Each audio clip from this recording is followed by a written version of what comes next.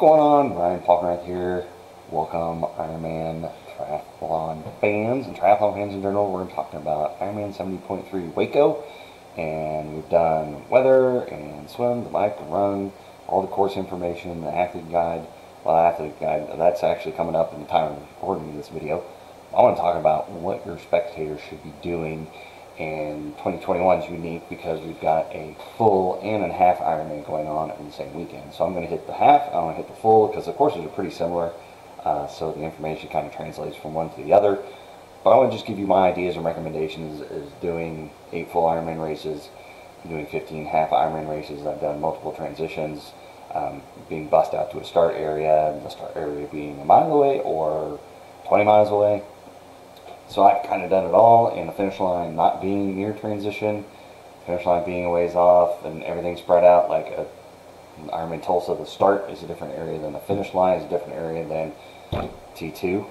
So it's quite a gymnastics of figuring out where you should be and where your spectators should be. So I always highly recommend you guys get this all ironed out. You know, I am recording this the day before the full takes place on October 23rd. You can see the half on the video there, but the full is on the 23rd. So, you know, you still got time.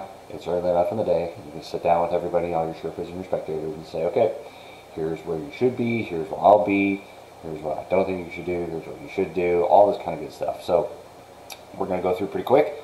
So if you need to, you can go back and replay it any time on Facebook or on YouTube. You can go on and post a video on there so you can see it there as well.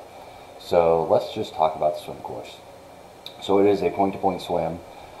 You do come down to the main transition area and you have to walk up to the swim start. As far as athletes go, make sure you pay attention to athlete guide. 2021 is a little different. You know, start time is noon. So you got to pay attention to that, or that's the time they want you on a transition. So make sure you pay attention to that. Don't show up at 7 or 4 o'clock in the morning looking for transition, because they're not going to let you in because you're going to be a couple hours early. So make sure you pay attention to the event schedule and all that kind of stuff for the half, especially because that's on Sunday. But athletes, you will need to have enough time to walk up to the swim start. So because it is a 1.2 mile swim, not really, maybe you're probably not even walking more than a mile. So give yourself a little bit of time to walk up. And there's a nice little trail system along here, so it's not that big of a deal. Your spectators, in theory, they can walk up there with you because there's usually not that much current in the river, and my understanding right now, there hasn't been much rain or anything, so it's not really moving that fast. So in theory, I think your spectators, maybe at a little bit of a brisk pace, could probably watch you start the swim and then walk down this little pathway and kind of watch you do the swim, because I think especially they're going to have enough time to come over here. This is a swim exit, and then I would highly recommend that they hang out around transition. That's going to be probably the most action they're going to see for you as far as coming in transition, changing your stuff, changing your gear, and heading out on a bike. So that would be my recommendation. Is I think they can go to the swim start with you, and I think they'll have time to walk down to the swim exit and see you out there in transition and get out on a bike. So that would be my recommendation. And if they are coming later, you know, if you're out there and you're doing early stuff and they're coming out and parking, maybe they can just head up and catch you for the swim. You know, if you go to the athlete guide for the 7.3, so transition opens up 10 to 12. So really for the half for 2021, it's really not that early. But usually transition opens up at like 4:45 or 5 o'clock in the morning. So if they're coming in later, usually there's a little bit of a gap. So they close transition at 12 o'clock, and then a half hour later they start the race. So they give you a little bit of time to walk. So just be mindful that when you do walk to the swim start, make sure you're seating properly. So if you want to be on the pointy end, if you're one of the quicker swimmers, you need to start walking down there sooner, because everybody gets down there and a big line forms and a big kind of mass of people, and then they filter in to do the swim start. So that would be my recommendation, is make sure they know what the wetsuit you're wearing, because more than likely, you know, if it is wetsuit legal, it's wetsuit optional, and you're wearing a wetsuit, they're all, for the most part, they're pretty black, and you know, it's kind of hard to tell people apart. So just make sure that they can keep track of you the whole time. But other than that, like I said, I would suggest they walk up to the swim start. They can watch you jump in the water, and they should be able to walk down the path fast enough to just kind of walk by you the entire time and watch you swim and watch you struggle for 1.2 miles, or maybe you're a superstar swimmer or something like that, whatever the case may be, and they get that transition to see you out of there. Now keep in mind for your spectators, as an athlete, especially if it's your first time, you're going to be running in there and you're going to be focused on getting your swim stuff off, maybe getting some hydration, nutrition in before you jump on the bike, getting all your bike stuff, your shoes, your helmet, getting everything situated, sunscreen, all that kind of good stuff, your visor. You're probably not going to be as occupied with trying to find your spectators. So if your spectators, if they want you to acknowledge them, I would highly recommend they bring something you can see them by. Loud neon orange shirts, hats that are maybe very unique and stand out in the crowd, or even like a helium balloon that they can be holding around, or coordinate beforehand and say, hey, remember that spot in transition? Go hang out there, and that way I know that you're there. Or maybe they hang out a little bit outside of transition, so when you bike out, you can wave at them or something like that. So just be aware that there is going to be probably a lot of chaos going on. So when you exit the swim, you're a little disoriented from swimming 1.2 miles. So you're going to come out and you're probably going to notice all your spectators that much. So if they have something to separate themselves out from the rest of the crowd, that always kind of helps. So let's jump on to the bike, and we're still talking about the 70.3. So the bike course, 56 miles. So if you check it out, when you exit out of transition, you're going to go over the bridge, and then you're going to do your loop. So it is a one loop bike course for the half. So I always kind of caution people to go out and watch people on the bike. There might be an opportunity where you can kind of head out a little bit and kind of go a little bit south of the course and then kind of catch an edge. I would not recommend trying to cross the course at any point on here, because you'll be stuck in traffic and you'll be stuck, and you can waste a lot of time, and you can miss the transition, you can miss your person on the ride, and all kinds of stuff. So, maybe if you have a little bit of time, if they park close enough, you can get out here and maybe, catch the roads out here, maybe catch a little intersection or something like that, find out maybe where the timing mats are for the bike course. Usually it's kind of hard to tell. So if they have the Ironman tracker, download that, so maybe they can catch different splits or whatever. So just know, your average speed, how long you think maybe it'll take you, 15 miles or 20 miles, and maybe kind of work out if people want to watch you on a bike. But usually for half, I kind of shy away from having people go out and try to find you on the course and then try to make it back. If it's one person and they're pretty mobile, maybe that's a good opportunity. But if you got a family with you, that's kind of hard to just drag everybody around and try to find you for maybe 2 seconds they see you on the course as you whiz by. That's just my take, but I would highly recommend they kind of stick around transition. I know, 2 hours to 3 hours, 3.5 hours, how long that bike takes. That could be a little bit long, so maybe there's opportunity, make sure you bring, food and, some drinks and some other things, maybe an umbrella for shade if it's going to be sunny and warm. So plenty of opportunities to kind of chill out, maybe they go back to the car, catch a nap or something like that, especially if the race is like usual, where it starts at like 6:30, 7 o'clock in the morning. So that's kind of the gray area with the bike course, going out and seeing people on the course. Especially the best viewing opportunity would be at this U-turn here, but to get there you have to cross the course. So I would highly recommend not trying that. If anything, I would highly recommend going south and then catching one of these little sections here and make sure you can get back on time. Just probably depends on where you park and how long it takes you to parking. So that's my recommendations for the bike. I would catch them at T1, catch them at T2. Just make sure you catch them both times there.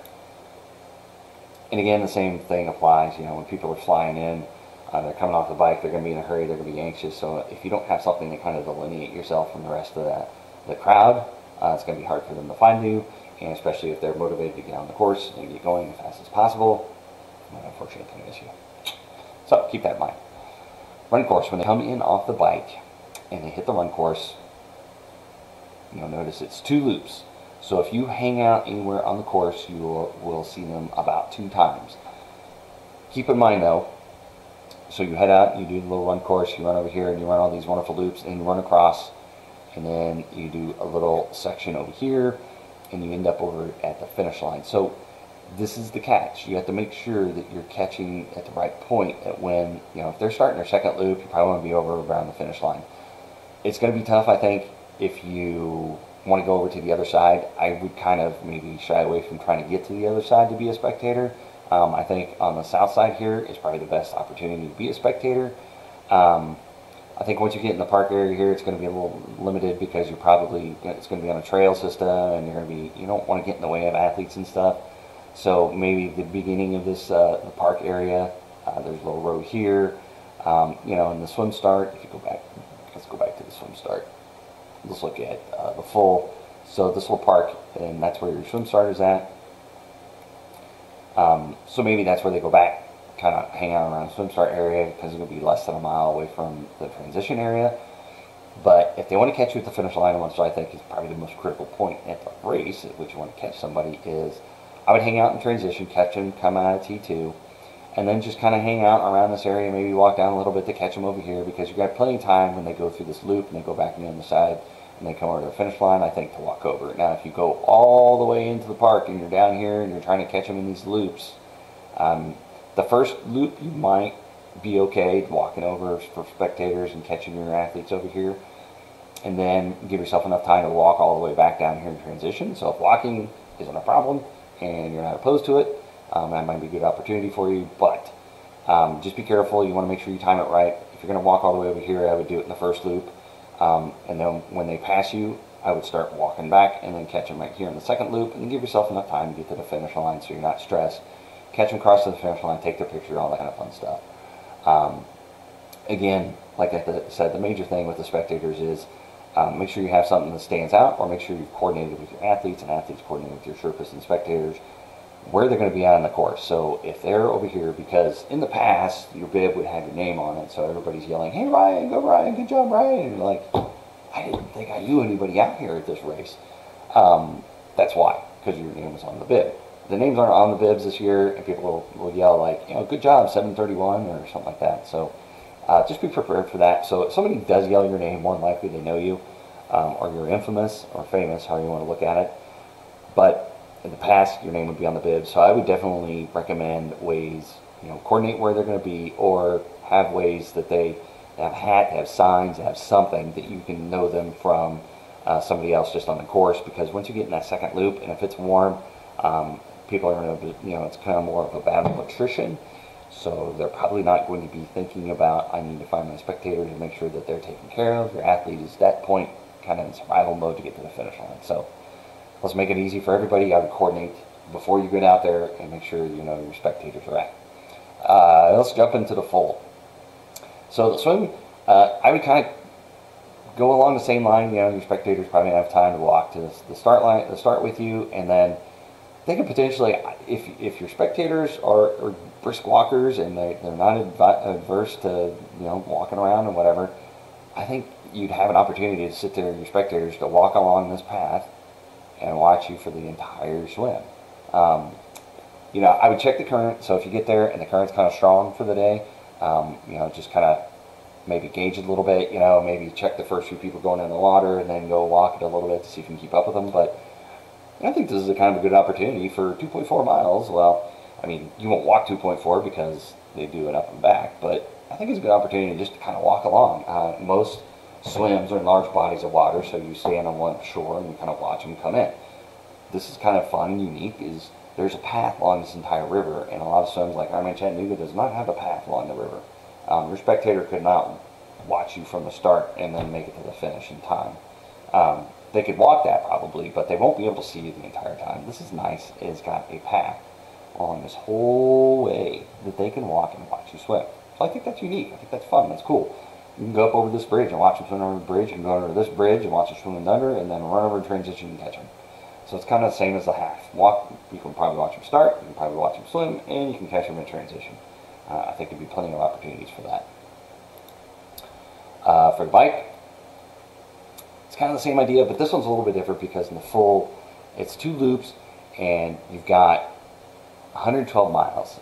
So they're going to be out there for a while. So I think you do probably have some opportunities for the half to maybe set up in a few areas and catch them. Maybe set up a little bit early in an area and just catch them go by, because you can catch them twice. And once they go by the second time, then you've got plenty of time to kind of pack up and get all your stuff and head back to transition to catch them when they come into T2. Because I stress that's kind of an important moment in a race when they come into transition after 112 miles biking, especially if it gets warm like it's predicted for 21. They're going to be ready to come off the bike. They're going to be happy to see somebody familiar, and they're going to be uncomfortable, and they're going to be tired. So I think that's critical to kind of be able to see somebody you know at the finish line personally, or at the T2.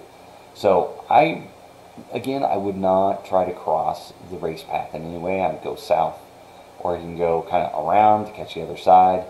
maybe there's, it doesn't look like there is a way to get over near this U-turn. I would say this U-turn would probably be the best bet because you can catch them 4 times, 1, 2, 3, 4 on the 2 different loops. But, I would consider just coming over here and catching them, kind of stake out. Hopefully you've kind of looked at the course a little bit, driven it out there, and found maybe a good situation where you can set up shop. Maybe you could set up right here where they come do their turnaround. You can drive around the other side and come over, park, and catch them when they do their turnaround. I think that'll be a lot of action going on at that turn. So that's a good opportunity because, like I said, you got 112 miles. So you got, from like fast people 5.5 hours to like 7 or 8 hours. So I think you're gonna have plenty of time. Like I said, download the Ironman app. That way your spectators know where you're at. They can see you on the timing mats. They can gauge your speed and where you're going to be at, and it gives estimated times. It's getting pretty good. I wouldn't call it wholly accurate, but it gives you at least a good idea of where people are on the course and what their projected times are. So it kind of gives you a little bit of a gauge to come back to transition to get set up. So when they come in, you can start cheering them. So that's pretty similar for the bike course, except for the idea that for the half, I wouldn't necessarily mess with going out and trying to set up. But the full, you got time to work with it. Just don't cross the path of the race because then you get caught up. For the run, it's a little bit different. For the full, is they come back over the bridge and they do this little extra section. I don't think this is MLK Boulevard. This is like a little path through kind of a little park system, looks like. Again, I'm in Kansas City. I've never done this race, but I have athletes doing it, so we'll hear how the full goes. I've had an athlete do it in 2019. He did a review with me, and hopefully get that pushed out for the podcast. And he was able to kind of give me a rendition, but he did the half. So it's a little bit different. This little section here is going to be new. So again, you look at this area, I think this is going to be the hot wrap corner section, whatever you want to call it. I think there's going to be plenty of action going on here. So I would definitely consider coming over here and, playing on this is where you're going to spend the bulk of your time. So that way, because they do come back, and it looks like they come back across the river and then they go back over the bridge. So it's kind of a out, back, and back, and all kinds of weird things. So you're going to see them coming out, going in, coming out, going in. I think there's going to be a lot of opportunity here to see your athletes and maybe run alongside them and kind of cheer them up and give them energy. So especially over this bridge, I think this bridge will be pretty packed with people cheering people on. So I think it's going to be a good spot to kind of catch an athlete. Again, download the Ironman tracker.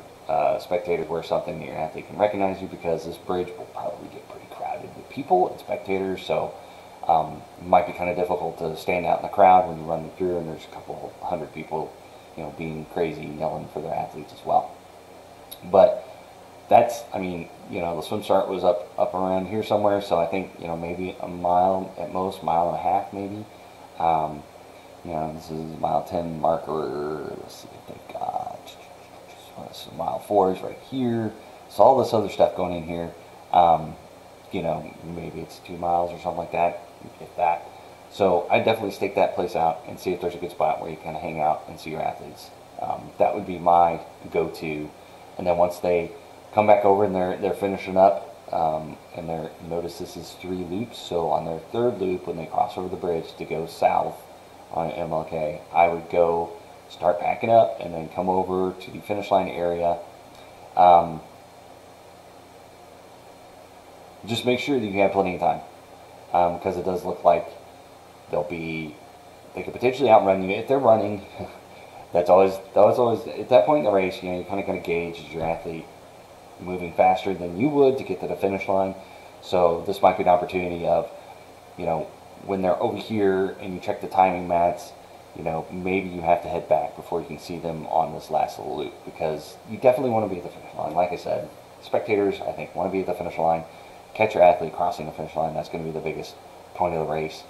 So if you catch them going here and you catch them going over the bridge on the first time to catch this long loop on north on MLK here, or north on this little trail system, I think once they head over the bridge and they're going to do that, that's your time to pack up, start walking down, keep track on the Ironman tracker, see where they're at, and then set up shop over here to see them at the finish line. That would be my recommendations. I'm sure other people have different ideas, and boots on the ground there in Waco, they might see some different opportunities. So if you do see some opportunities, put them in the comments. Hopefully you like this video, so give me a like if you do that. And if you're watching this on YouTube, give it a like. give me a subscribe, hit notifications, put comments in there if I totally missed on something, or if you think I should add something. Please put it on there. I like to keep these up to date as possible. So hopefully with that, training is treated you well, and good luck on race day. We'll see you at the finish line.